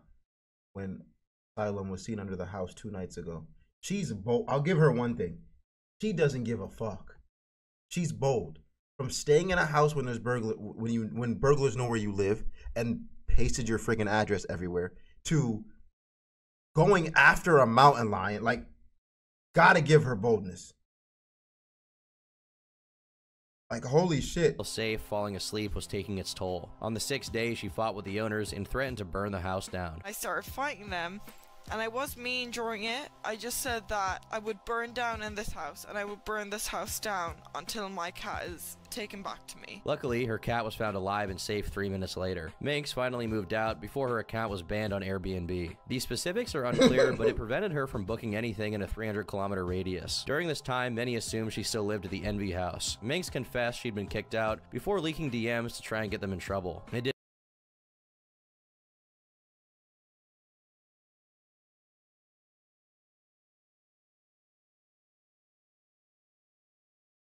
didn't work, as there was clearly more to the story. Minx was also let go from her talent agency, Evolved, who had no connection to Optic. With such a stressful few months, she relied on alcohol as her sole coping mechanism. During a broadcast on February 26, she got so intoxicated she could barely form sentences. This led staff to reach out and inform her of an impending week-long suspension. Her behavior was so self-destructive, they considered it self-harm. Minx's channel was banned for a 3rd time on March 2nd. It came right after a series of questionable financial decisions. Minx paid a year's lease up front for a house in LA. Then she donated thousands of dollars in subs to Kai Cenat. These decisions... What the fuck, I thought she was good. I thought I saw her give Kai at least 50 subs, maybe even 2K subs during his subathon. Unsurprisingly, were while extremely plastered. Minx is unhinged. Stop. That person is just crazy. You need to block her. After the ban, she returned to Twitch and ate dirt on stream. While the streamer was at her lowest, many friends were willing to give her a second chance. That included Cutie Cinderella, real name Blair. Blair's career was on the upswing after founding and hosting the Streamer Awards in 2022. They reconnected due to less than ideal circumstances. Atriok, a mutual friend, was caught watching pornographic deepfakes of other streamers. There was a group chat for all the women that were like a part of that. Then we had a group chat, and then there was a lawyer that was helping us with all that to take it down. And then out of nowhere, Cute was like, actually Atriok has recommended a lawyer himself, so we'll be going with that.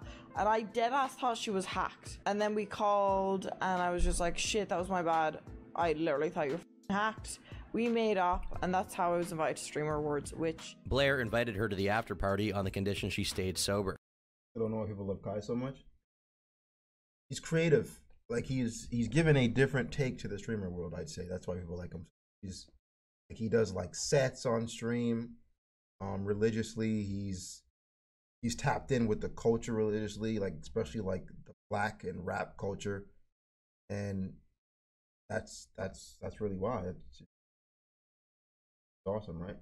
Minx promised she wouldn't drink, but made plans for the 11th of March. The Streamer Awards went off without a hitch, but within minutes of arriving at the after party, Blair learned that Minx was getting kicked out. Not only was she wasted, but she was trying to throw gas heaters into the pool. I get to the party, she's wasted. She is getting escorted out by security because she's trying to throw heaters into the pool. The big propane. The big gas heaters, like the ones that are like 7 feet, 8 feet She's tall. trying to put those in the pool. I heard she was trying to throw Sykkuno in the pool. Yeah, and people she was trying to run in the pool. Minx refused to leave, even as security escorted her outside. Apparently, she went limp to make it harder to kick her out. While dropping down, she hit her head and became unable to cooperate. Some other stuff happens. All of a sudden, she's just laying on the ground, limp, and no longer cooperating and getting... They're telling me the party needs to be shut down because since she's in the front yard, neighbors are starting to come out because it's causing a scene. Her friend got concerned and called 911, bringing police, ambulances, and a fire truck to the residential neighborhood. I think we should come to the point at this point where like alcohol is clearly detrimental to me and my health and my actions. On top of that, I have epilepsy and manic attacks, which I don't believe this is helping. I should probably go and get this problem taken care of. My drinking is the issue, right? That's what I'm thinking, at least. Correct? Or I'm wilding. When there are ambulances out there and A fire truck and pulls down the street. There's old people who live in these homes in the hills that are standing outside at 1 a.m. like observing, trying to figure out what's going on, calling in noise complaints because there's a big party. It made us look so like teenage. They were forced to abruptly shut down the party, losing her $50,000. Minx was excommunicated, and the story went public the next day. I can't tell you how many tears I have cried over losing someone who was my best friend to this, genuinely. Over the past year, you can't look at her in the face. There's not the same person there. She's been lost and gone. I have tried everything. I mean everything. I got together a group for an intervention and then got the rehab, got family involved. I've tried fucking everything. She doesn't want the help. I've tried handling it privately. It hasn't done anything. So I am just hoping that maybe all of this will finally make her realize that she needs to get help and she can't keep using excuses. Minx downplayed the situation by claiming it was a simple mistake. Blair angrily refuted, "I almost had you thrown out of the show because you were yelling and making everyone uncomfortable. I hope this is your rock bottom. Get help." Minx claimed her going limp was not an act of defiance, but an actual seizure. "I had a seizure when I was pushed over. I slept all day yesterday when I got home from the hospital. It's obviously not an excuse for ruining the party, but I'm not lying about my epilepsy. That was 100% the worst seizure I've had since I was 15. Blair pushed back again. "Minx, you did not have a seizure. I was there the entire time. Also, no one pushed you. You're just lying. This picture is from when you were getting liquids at the ER. It's not clear what the truth is, with some accounts stating Minx went unresponsive. She was just completely unresponsive. You know when you're drunk, right? Well, that's like almost about to go into a coma. Just completely unresponsive. I mean, you know, she's breathing, but she's just not there, man." Blair even admits that Minx hit her head in her first recount of the night. I guess, like, in that refusal, kind of, like, decided to go life, like, drop down so that it's harder for security, like no longer walking with security, instead of being dead weight. But while becoming dead weight, like hit her head and then like was just she was just inebriated. She was just inebriated. She was extremely drunk. Regardless, it did little to absolve her in the eyes of the community. Some viewers criticized the public spectacle. They argued many had dismissed her problems for years in favor of content. Cutie apologized for going public with the That's true.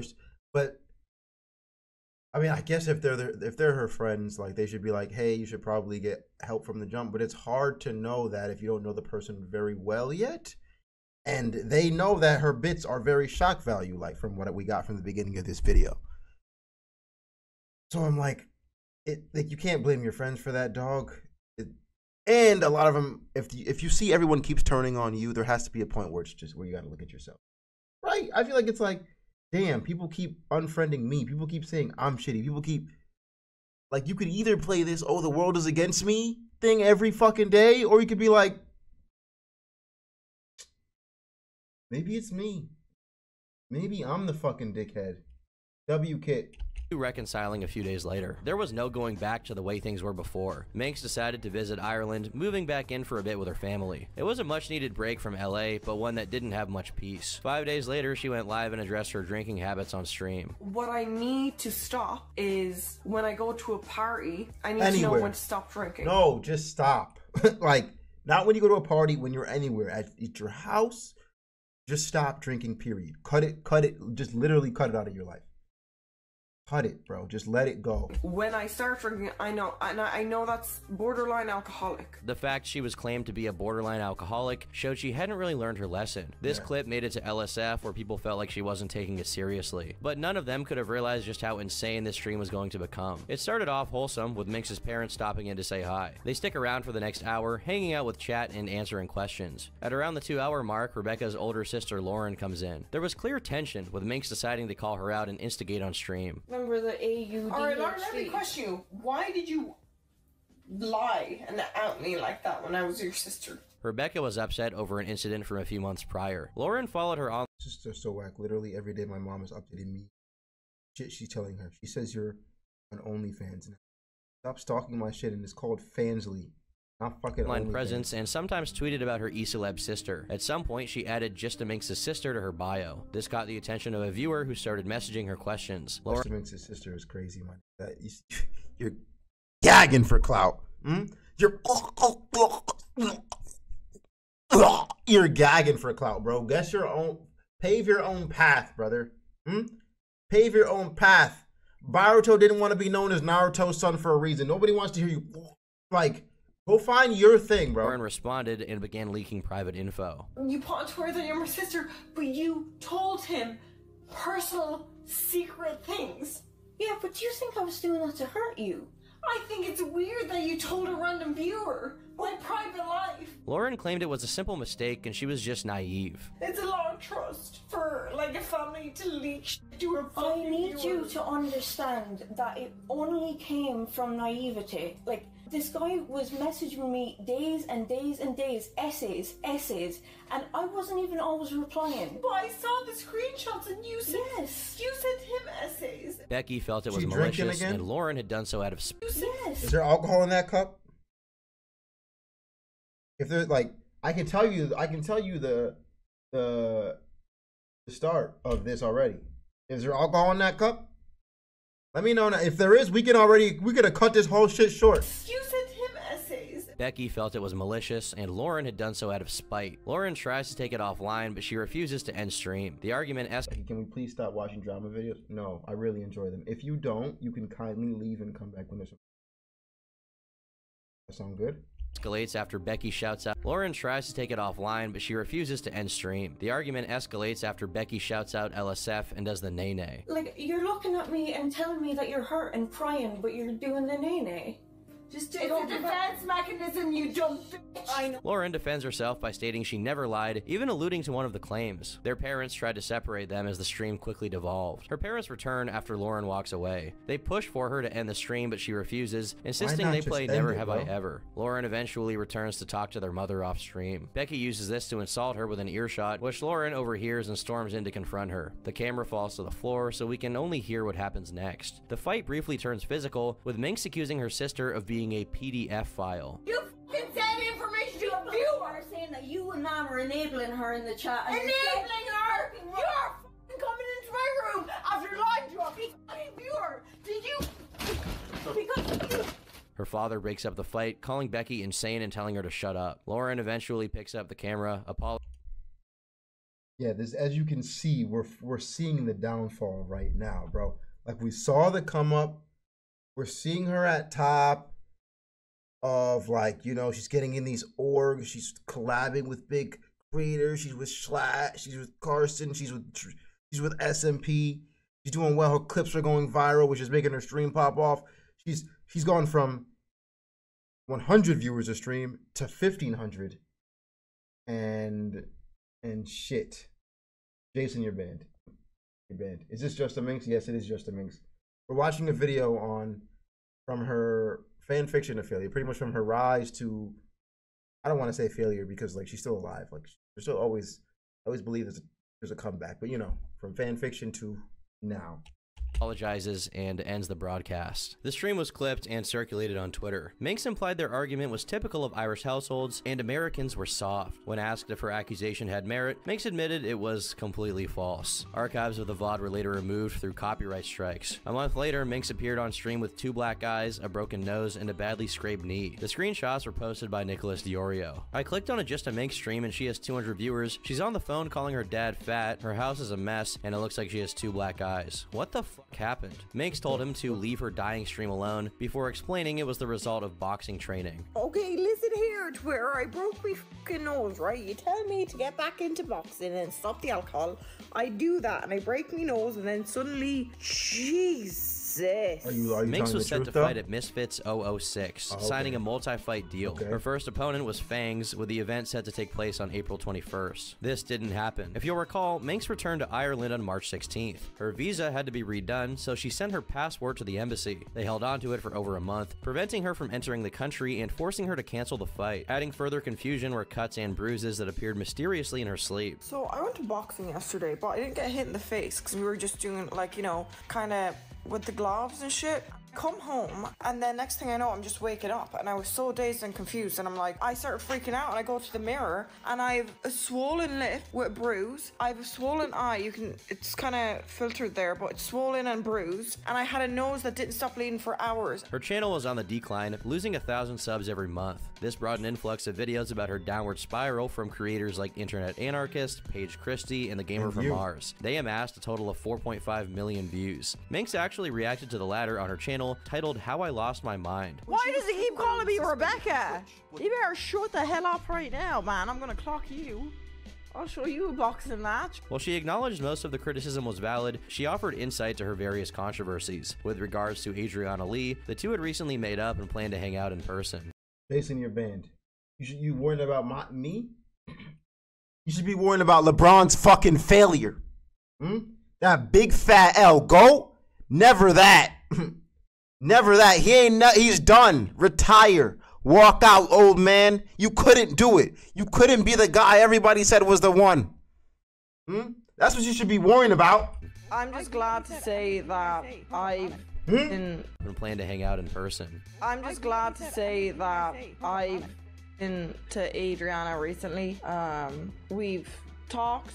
She is a very kind soul because she forgave me, and then we had like a 3-hour call of just chatting and bantering. I don't really have an excuse for this one here. You hear shit that you shouldn't always fucking believe shit, and it was literally stupidity and disgusting on my behalf. I think she's actually going to be staying with me soon, but that'll be fun. Her time in the psych ward hadn't helped at all, with Minx describing the terrible conditions. Viewers began to wonder if her hospital stay had done Minx any good. It did not do good. Seeing some lad screaming and smash his head against, it wasn't a glass window because they had it covered in plastic until he bled. Kind of fucked me up. And then have someone literally just be shitting on the ground, the serial shitter. It was not really nice. It was not nice. Serial shitter is mad. There was a lot of misinformation surrounding the streamer awards. Sykkuno went on record to state Minx never tried to push him into the pool, but the worst have been claims she lied about a seizure. Minx reveals her mother was on the phone and saw it herself. However, there's no proof given for this claim. My mom was on the phone. She saw what was going on. She knows I was having a seizure, and she was screaming at people to please call an ambulance. But my mom literally will vouch, she was there on the phone begging people to call an ambulance for me. But I had a seizure after my head hit the ground. Security like pushed me, which I don't blame them for that. They pushed me and I fell and it hit my head and I had a seizure. I just remember everyone staring at me with lights in my face. The rest of the year didn't see much improvement. Minx grew bored of Ireland, searching for vices to escape. It manifested in impulsive piercings and tattoos. That October, she got kicked off a Disney cruise ship for twerking as Mother Gothel. 2 days later, she got into a fight at Walmart over their discount price for twerking as impulsive piercings. That wasn't even a twerk. That October, she got kicked off a Disney cruise ship for twerking. That's a back hump.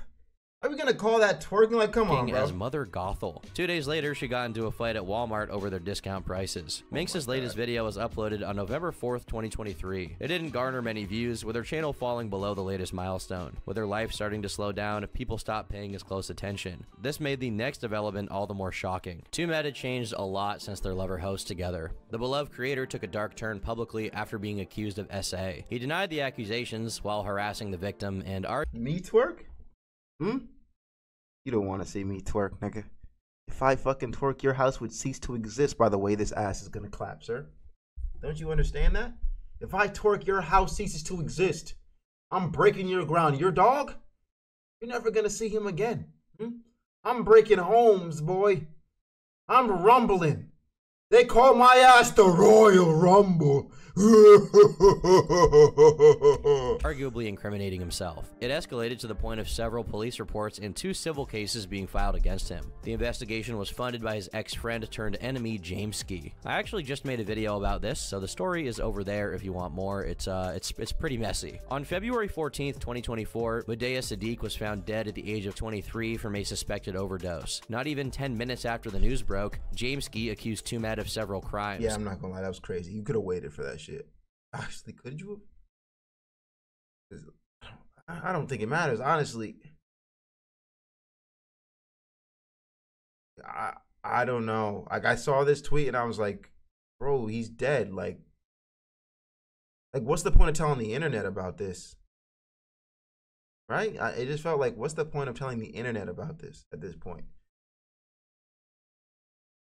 Like, you should maybe reaching out to the victims? That's with the internet?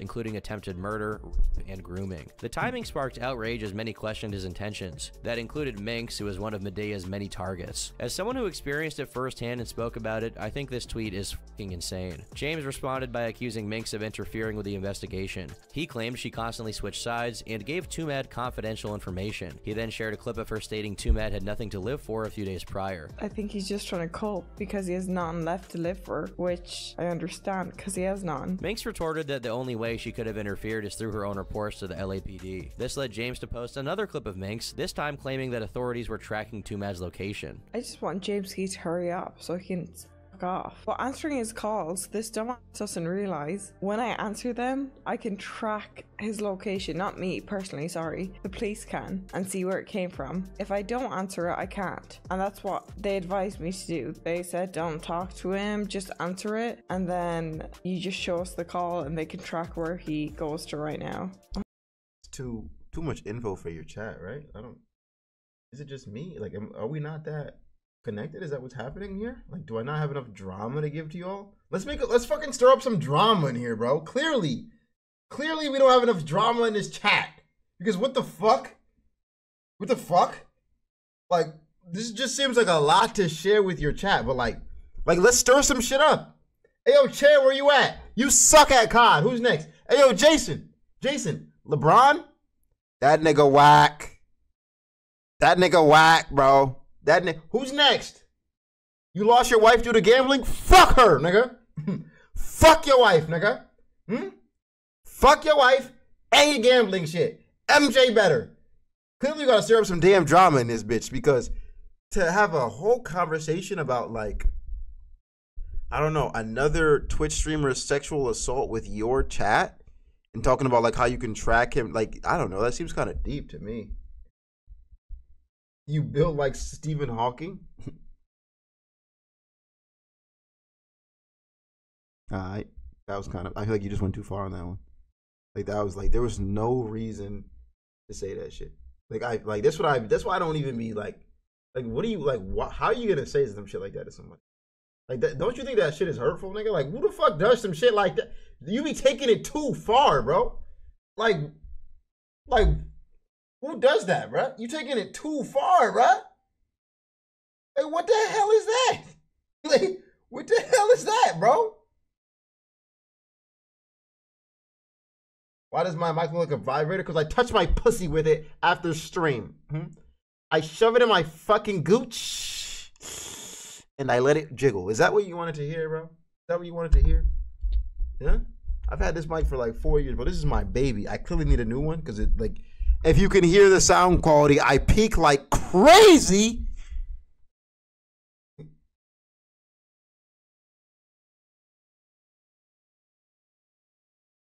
Peak like a motherfucker. Oh, look, he's calling again.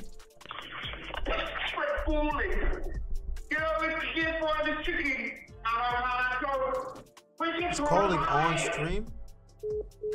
James also accused her of lying about the existence of a lawsuit. It's unclear what James meant here, as there are clearly 2 lawsuits against Tumed, one from himself and one from Goldie Bell, the alleged victim. He may have not realized that their civil cases fall under the definition of a lawsuit, but James inflicted a lot of damage to her credibility, showing she wasn't in much of a position to criticize him. The TikTok she made about his death also didn't help. POV, your stalker finally dies, but you realize no man will chase. That's crazy. You have, like, your humor is something. Fuck. A nigga dies and that, like, somebody you, wow, like,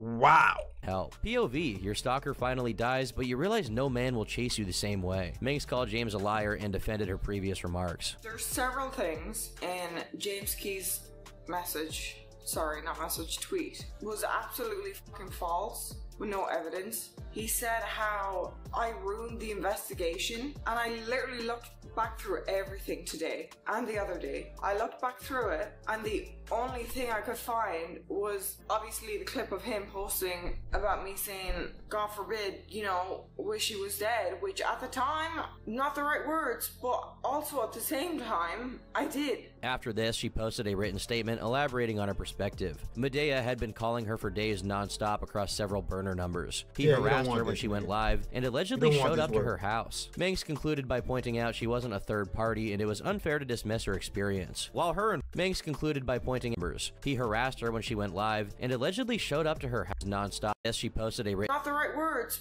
God forbid, you know, wish he was dead, which at the time, not the right words. At all. Also at the same time, I did. After this, she posted a written statement elaborating on her perspective. Medea had been calling her for days non-stop across several burner numbers. He harassed her when she went live and allegedly showed up to her house. Minx concluded by pointing out she wasn't a third party and it was unfair to dismiss her experience. While her involvement in the aftermath largely ended there, it was not the end of her ties to controversy. It had been years since her name. I thought that was the last thing I'd heard. That's what really put her on the map for me again recently, was that I was like, oh man, Minx seems like she's in the fucking mix. You get it? Like in the mix, but in the mix. See what I did there? Get it? 'Cause she was like in the mix on Twitter. Like she was like going back and forth with James Ski and talking about the two. Like you get in the mix. that one. Boom, boom. You know what I'm saying? You know, that shit was a hit, wasn't it? Yeah, I know. Yeah. But yeah, that's what kind of put her on the map for me, and made me want to watch this video because I was like, what the hell happened to her? And now I found out. Her name was a common sight among Dream stands, and a lot had changed. Dream was no longer anonymous, and the phenomenon surrounding him had faded. That was in part due to several now discredited allegations against him. The once collaborative friend group had fractured, with alliances drawn between the different factions. This is the context that preceded the accusations against Wilbur Soot that February. Wilbur Soot has bitten me harder than that. Ugh. He just bites everyone. He'd bite you. He never bit me when I met him. Wilbur was accused by Shelby, a streamer, and his ex-girlfriend of emotional and physical abuse. He allegedly ignored her safe word while biting her, covering her in bruises. Wilbur responded by claiming it was consensual and that he had the messages to prove it, but he refused to release them so as not to invalidate her feelings. Wilbur also admitted to being slobbish, disrespectful, and selfish in the final months of the relationship. The response was overwhelmingly negative. Several creators rushed to her defense, including Dream, who called him dishonest. He faced further accusations a week later from an ex named Alice. Alice accused Wilbur of taking off her clothes without consent, which was her last memory before passing out blackout drunk. What? Now, just so we're clear, there's a noticeable lack of evidence from everyone involved. That's not to say it doesn't exist, but it hasn't been shown to the public. But as it turns out, it wasn't even necessary because Wilbur's fan base turned immediately. Minx agreed with them, but grew frustrated by the Wilbur, so Shelby deserves all the support right now. However, there are people responding to the tweet that completely ignored myself and other victims crying due to his clout. I don't know if it was a work thing or intimidation, but I brought things up privately and they sided with him. I personally don't think half of them give two fucks. They're just sheep following a sheep. Sudden outpour of support. She claimed his victims went ignored behind the scenes for years. Shelby deserves all the support right now, whether there are people responding to the tweet that completely ignored my... Is this nigga Chair still talking shit? Oh, Chair, do you want a 1v1 today again? Like, is that what you're looking... Is that what... Click clack. Do you want? Is that what you're looking for? You don't want this work. You don't want it. I swear to God, you don't want it. Boy, I be on it. I be on it. I be hitting clips. Yeah, I be on it. I will kill you in this game. I will put my chair to shame. You try to chase a little fame, but you cannot win at this motherfucking game, nigga. You. Come on, bro. Chair. Chair, bro. Chair, bro. Don't do it, bro. Don't do it, bro. I'm not joking. Bro changed his name to Biggest. Alright, 1v1 after I finish this video, Chair. 1v1, bro. 1v1, bro.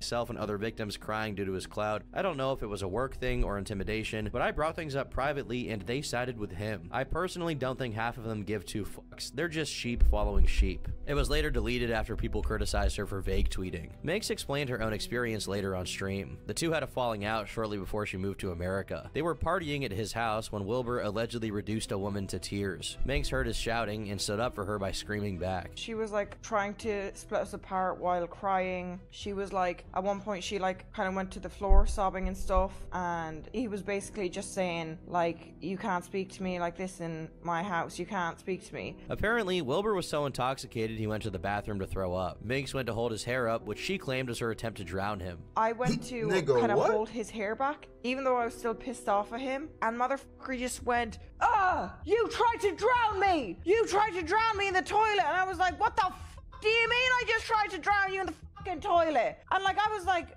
I started fucking screaming again, because I went to like fucking help. And you were like, you shoved my head in the toilet. You shoved my head in the toilet. You attempted to drown me, JustaMinx. It's absolutely disgusting. When I was throwing up in the freaking toilet. I can't do this accent. The commotion brought everyone downstairs. Wilbur insisted she tried to drown him, while the only witness was too distraught to say anything. The guests sided against her, and Minx was kicked out, losing a lot of friends. This story, while unsubstantiated, led many who otherwise hated Minx to overlook their biases. They felt it recontextualized her past behavior, as Minx was lashing out against a smear campaign. It was important, as his fan base was a large factor in why she didn't speak out. At the time, like, you never know how it is with stans in the Minecraft community, especially Fuck when someone's them so high niggas! on a pedestal. All I could do at the time was just let her rant to me and like not say anything. The accusations against Wilbur set off a chain reaction, with several creators being outed to varying legitimacy. Most significant were the accusations against George Not Found. He was accused by a streamer named Katie Bugs, who claimed he assaulted her. Her story received widespread support in spite of the provable lies, including a flat-out faked screenshot. Minx joked about the situation early on, parodying one of George's first responses. As more information came to light, she criticized people for taking strong stances instead of waiting. Her seriousness was short-lived, with Minx ultimately celebrating celebrating the downfall of Dream SMP. The TikTok was tagged "kidding" and "I told you so." It felt hypocritical to hype up potentially false accusations for Minx likes white supremacist tweets a few weeks back and constantly puts herself in the middle of serious situations she's not involved in. Don't support her. I feel like that too, Minx. I feel like a lot of your whenever I see your name pop up, it's drama. And I just feel like that's a hard way to build a career. I mean, unless you're genuinely just giving your take on it and trying to inform people about it. But this is just like you trying to get in the mix. But more importantly, do you see that person with the name Skibbity Charlie? That's fucking Riz-tastic right there. For such petty reasons. They called her a white supremacist and a clout chaser. Minx liked white supremacist tweets a few weeks back and constantly puts herself in the middle of serious situations she's involved in. Don't support her. It was business as usual for the streamer who kept getting wasted. The next day, Minx slammed onto the floor and broke her jaw. She tweeted out a photo comparing herself to Dream. For many, it was the first time they'd seen her in years, and they were in shock at how far she'd fallen. The comments were filled with people begging her to get help. And we've seen a constant pattern of her hurting herself, have we not? How many times has she hurt herself in this video? Let's talk about it. If we can count, what would be your guess? She's broken her foot. She's bruises on her eyes. Bro. At this point, it's like, dog. Seems like self-harm. They called her a white supremacist and a clout chaser. Minx liked white supremacist tweets a few weeks back and constantly puts herself in the middle of serious situations she's involved in. Don't support her. It was business as usual for the streamer who kept getting wasted. The next day, Minx slammed onto the floor and broke her jaw. She tweeted out a photo comparing herself to Dream. For many, it was the first time they'd seen her in years, and they were in shock at how far she'd fallen. The comments were filled with people begging her to get help. Going from Austin / Will Neff's name price to this. I refuse to watch anything for her after this unless it's positive. This is depressing. Going from name your price to this, I refuse to watch anything from her after this unless it's positive. This is depressing. Minx claimed it was a seizure, but they pointed out she began to call every time she got blackout drunk. Exactly! Even like, how many times are we gonna do this shit, bruh? It's a seizure, it's this, it's the... Nigga.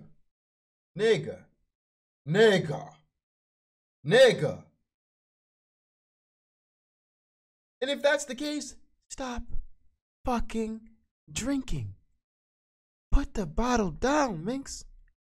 Put the bottle down.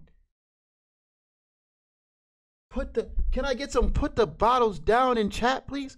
Put the bottle down, please. Can we please spam? Put the bottle down. I need everybody saying it. Put the bottle down. That's what I want to hear right now. Put the bottle down. Actually, bro. Like, it's not okay, man. It's scary. There's a point where it's just scary. Put the bottle down, bro. Like, come on. Then these clips received negative downvotes, with most refusing to give her a second chance. That is where Minx stands today. Disgraced, abandoned, and alone. Are you fucking stupid, or you're just too fucking poor? You've never been on a fucking cruise? Huh?